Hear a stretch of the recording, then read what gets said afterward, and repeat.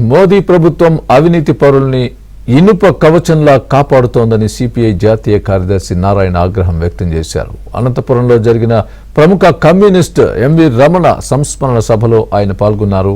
బీజేపీయేతర రాష్ట్రాల్లో గవర్నర్లను ఉపయోగించుకుని కేంద్రం బెదిరింపు రాజకీయాలకు పాల్పడుతోందని నారాయణ మండిపడ్డారు. ప్రజలు ఎన్నుకున్న ప్రభుత్వాలను ఇలా ఇబ్బందులకు గురి చేయడం కన్నా దారుణం ఇంకొకటి లేదని నారాయణ ఆగ్రహం వ్యక్తం చేశారు. మోడీ లాంటి వాళ్ళు ఇనప కవచంలాగా అవినీతి పనులు కాపాడుతూ ఉంటే వాళ్ళు అంగాలను మొత్తం నాశనం చేస్తున్నారు.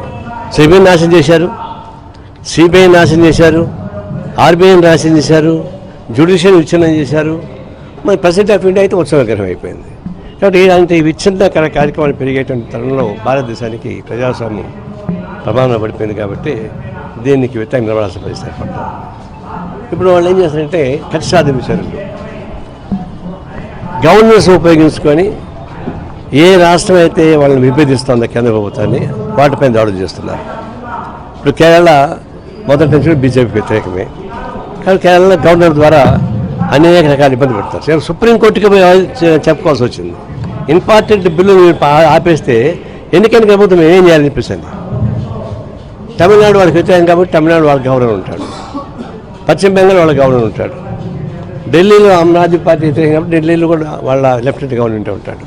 వాళ్ళు ఏం చెప్తే అది చేయాల్సి వస్తూ ఉంది. ఇప్పుడు లేటెస్ట్గా కర్ణాటకలో గవర్నరు ముఖ్యమంత్రి పైన నోటీస్ ఇచ్చాడు. అంటే ఎలక్టెడ్ గవర్నమెంట్స్ ఏమవుతాయని ప్రజల చేత ఎన్నుకోబడిన ముఖ్యమంత్రికి ఇబ్బంది పెడుతూ గవర్నర్ ద్వారా పరిపాలించారంటే ఇది ఇంతకన్నా మించి ఘోరం ఇంకోటి లేదు.